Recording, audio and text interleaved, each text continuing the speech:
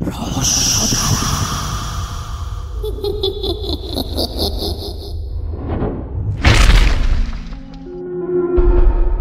পর্দায় আমরা এমন অনেক গল্প দেখি যেগুলোর বেশিরভাগই বাস্তব জগতের থেকে সম্পূর্ণ আলাদা হয়, আর সেই সমস্ত গল্প বা চরিত্রগুলো শুধুমাত্র সিনেমার পর্দাতেই থেকে যায়। কিন্তু আজ আমি আপনাদের এমন একটা সিনেমার গল্পের কথা বলবো যেটা নিজেই একটা রহস্যে মোড়া ছিল।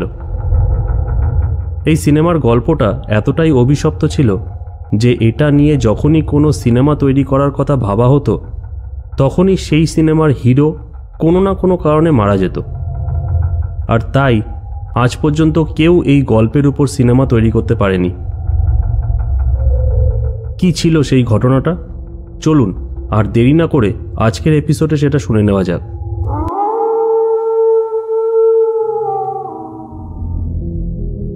বন্ধুরা, আমার নাম অর্ক সরকার আর আমি একজন স্টোরি টেলার।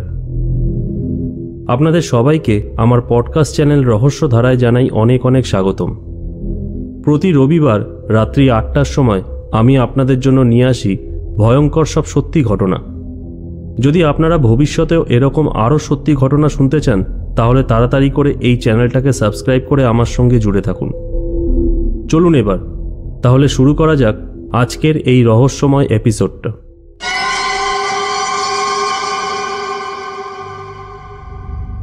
আজকের এই ঘটনার সূচনা হয়েছিল কানাডাতে। কানাডার বাফিন আইল্যান্ডের পাহাড়ে একটা বিখ্যাত লোকগীতি ছিল, আর সেই লোকগীতির মধ্যে থাকা গল্পটা হলো এই যে খুব সুন্দর একটা মেয়ে সেই বাফিন আইল্যান্ডের পাহাড়ে আসে এবং সেখানে থাকতে শুরু করে। সেখানকার একটা লোকাল ছেলে সেই মেয়েটার প্রেমে পড়ে যায়। কিছুদিন পর সেই মেয়েটা সেখান থেকে একটা জাহাজে করে তার বাড়ি চলে যায়।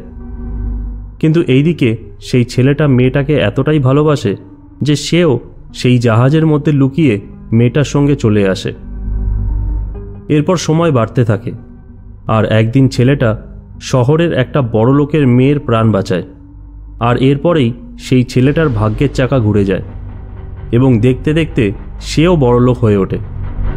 কিন্তু তার মনের মধ্যে থাকা সেই মেয়েটার প্রতি তার ভালোবাসা বাড়তেই থাকে এবং একটা সময় পর সে পাগল হয়ে যায়। তো এই ছোট্ট ঘটনাটা কানাডার বাফিন আইল্যান্ডের পাহাড়ে খুব বিখ্যাত ছিল এবং এটাই পরে লোকগীতির আকারে সবার মুখে মুখে ছড়িয়ে পড়েছিল। একজন বিখ্যাত কানাডিয়ান ডিরেক্টর যখন সেই লোকগীতিটা শোনেন তখন উনি মনে মনে ঠিক করেন যে এটার উপর একটা ভালো স্ক্রিপ্ট তৈরি করে সেটা দিয়ে একটা ভালো সিনেমা তৈরি করা যেতে পারে। এরপর উনি ইউনাইটেড আর্টিস্ট প্রোডাকশন হাউসের সাথে যোগাযোগ করেন এবং 1979 সালে ট্রট ক্যারেল নামের একজন স্ক্রিপ্ট রাইটারকে দিয়ে এই লোকগীতিটাকে একটা সিনেমার গল্পের রূপ দেওয়া হয়। এরপর বাকি সমস্ত অ্যাপ্রুভাল নিতে নিতে 1982 সাল হয়ে যায়। সিনেমার লিড রোলের জন্য তখন ট্রট ক্যারেলের বন্ধু জন বেলুসিকে সিলেক্ট করা হয়।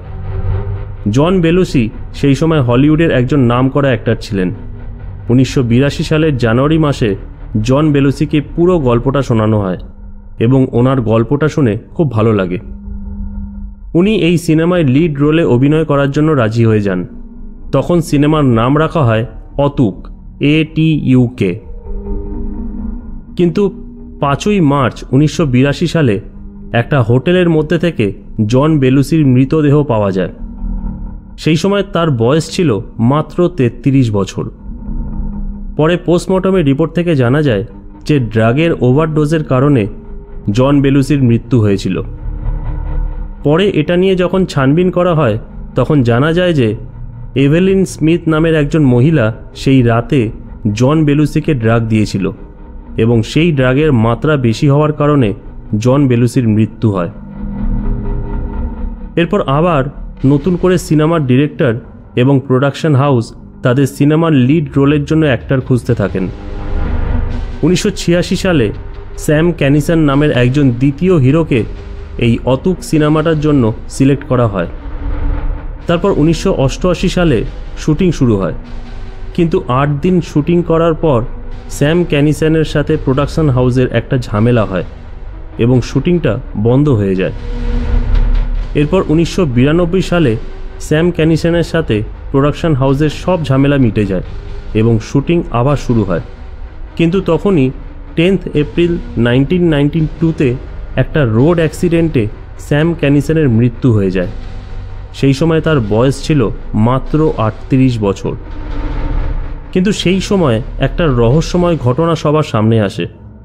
সেই দিন যখন স্যাম ক্যানিসন গাড়ি চালিয়ে আসছিলেন, তখন তার গাড়ির পিছন পিছন তার একজন বন্ধুও গাড়ি চালিয়ে আসছিল। পরে একটা ইন্টারভিউতে সেই বন্ধুটা বলেছিল যে সেই দিন যখন অ্যাক্সিডেন্ট হয় তখন ক্যানিসনের সেই বন্ধু তাড়াতাড়ি করে তার গাড়ি থেকে নেমে স্যাম ক্যানিসনের কাছে আসে। কিন্তু কাছে এসে উনি দেখতে পান যে স্যাম ক্যানিসন সামনের দিকে তাকিয়ে বারবার করে বলছে যে আমি মরতে চাই না। কিন্তু সেই সময় সেখানে কেউ ছিল না। এরপর স্যাম ক্যানিসন সামনের দিকে তাকিয়ে আবার বলে ওঠেন, কেন? তারপর তিনি আবার বলেন, ঠিক আছে। ব্যাস এই কথাগুলো বলেই তিনি সেখানে মারা যান। এরপর 1994 সালে জন ক্যান্ডিকে অতুক সিনেমাটার লিড রোলের জন্য সিলেক্ট করা হয়। কিন্তু সিলেকশনের ঠিক 2 মাস পরেই 4 মার্চ 1994-এ ক্যান্ডির মৃত্যু হয়ে যায়। সেই সময় তার বয়স ছিল 43 বছর। ক্যান্ডির মৃত্যু তার বাড়িতেই হয়েছিল। যখন তাকে হসপিটালে নিয়ে যাওয়া হয় তখন ডাক্তাররা বলেন যে হার্ট অ্যাটাকের জন্য তার মৃত্যু হয়েছে। ক্যান্ডি যখন অতুক সিনেমাটা করার জন্য সিলেক্ট হয়েছিল তখন সে মাইকেল নামের তার এক বন্ধুকে অতুকের গল্পটা শুনিয়েছিল আর বলেছিল যে এই সিনেমায় সেও একটা রোল প্লে করবে। কিন্তু ঘটনাক্রমে ক্যান্ডির মৃত্যুর পরেই মাইকেলেরও মৃত্যু হয়ে যায়। সেই সময় মাইকেলের বয়স ছিল 54 বছর আর তার মৃত্যুর কারণ ছিল ব্রেন হ্যামারেজ। এরপর দেখতে দেখতে 1997 সাল চলে আসে আর তখন ক্রিস ফেয়ারলি নামের একজন অ্যাক্টরকে সিলেক্ট করা হয় অতুকের লিড রোলের জন্য।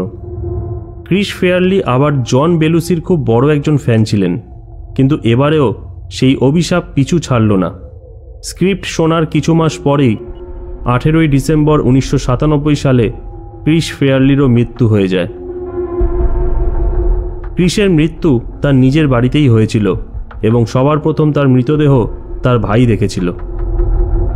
সবথেকে আশ্চর্যের কথা হলো ক্রিস ফেয়ারলির মৃত্যুও জন বেলুসির মতো ওভার ড্রাগের ডোজের কারণে হয়েছিল এবং সেই সময় তারও বয়স বেলুসির মতো 33 বছর ছিল। পরে জানা যায় যে ক্রিস ফেয়ারলি তার এই অতুক সিনেমার গল্পটা তার এক বন্ধুকে শুনিয়েছিল আর তার নাম ছিল ফিল হার্টম্যান।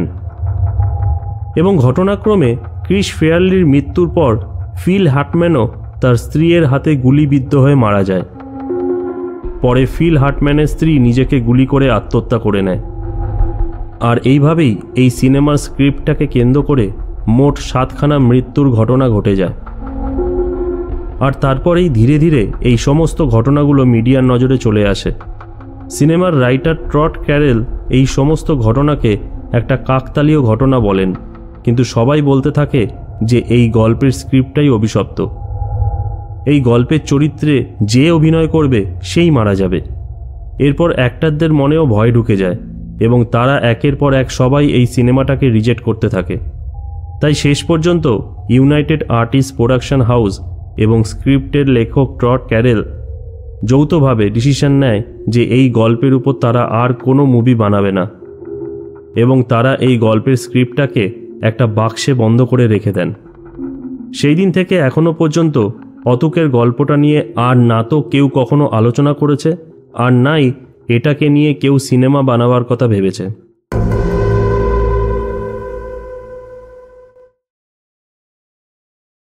বন্ধুরা, আজকের ঘটনাটা এখানেই শেষ হলো। কেমন লাগলো আপনাদের এই ঘটনাটা সেটা অবশ্যই আমাদের কমেন্ট করে জানাবেন। যদি আপনাদের কাছেও কোনো রোমহর্ষক সত্যি ঘটনা থাকে তাহলে সেগুলো আপনারা আমাকে ফেসবুক, হোয়াটসঅ্যাপ বা ইমেলের মাধ্যমে শেয়ার করতে পারেন। তাহলে আজকের মতো এখানেই শেষ করলাম। আবার আসবো আগামী এপিসোডে একটা নতুন সত্যি ঘটনা নিয়ে। ততক্ষণের জন্য সবাইকে শুভরাত্রি।